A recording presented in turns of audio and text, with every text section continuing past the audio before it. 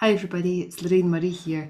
I'm doing this little live video about whether or not you should have children with their eyes open or closed when you're teaching them meditation. And it can be something that can be a bit of a sticking point for people because they think their kids aren't doing it properly if their eyes, they don't want to close their eyes. So it's important for you to perhaps recognise that, it's always a choice.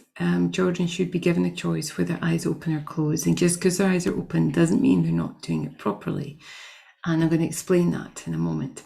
However, if there is a choice and your children are wanting to, they're okay with closing their eyes, that's great, because when you close your eyes, it just takes you into your internal world. It takes you into your awareness of your breath and your senses, and it shuts off all this information that we gather through our eyes that can be quite stimulating.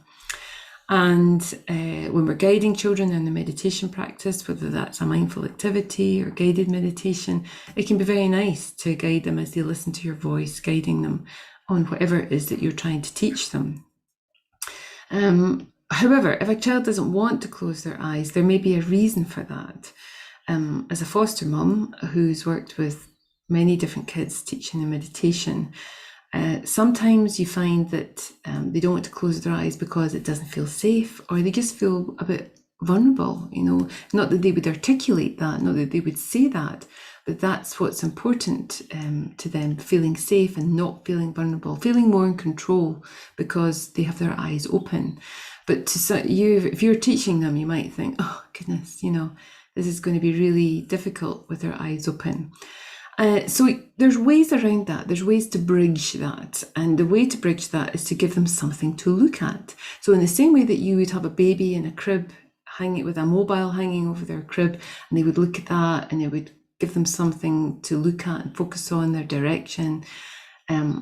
You could have something like that if they were lying down, something above them they could look at, or if they're seated, you could have something in front of them that they look at. And that would be, for me, that would be something like a stone or a crystal or maybe a shell, some object that they can look at and just rest their gaze on. And then with their eyes open, but encouraging them to have a nice soft gaze, their eyes aren't fully open but kind of half open, you would then encourage them to notice what's happening in your body as you look at that.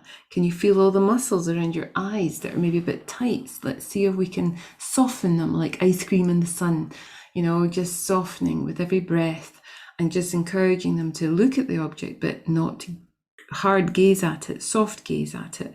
And then just doing that with every breath. And you may find actually that they become more comfortable like that. It may be the way they like to meditate. It doesn't mean that they can't access the meditation that you're teaching them. It's just the way that helps them feel safe. Or you may find that they start to close their eyes after they've practiced with you a few times. So the first few times their eyes are open, and the next few times their eyes are closed, or they alternate between the two, and that's okay. So experiment and play with it, see how you get on. I mean, if you know me, you know that we run a program called Connected Kids, which teaches worldwide, online and in person. And you can access information about that through our website. But this is one of the things that we teach on the program, about whether children should have their eyes open or closed. If you have a question about this, if you have a comment, if you have something else you'd like me to live stream about in terms of teaching meditation, please let me know through the website or through our YouTube channel here. I'm happy to help because we've been doing this for about 20 years and I know how powerful it is and how much it works. So my next live stream next week will be about whether you, as the person teaching meditation, should have your eyes open or closed. That's an interesting one for people, but I'll share with you my experience and what comes up for people when we talk about that. Have a wonderful day and thank you so much for listening in to this live stream. Namaste.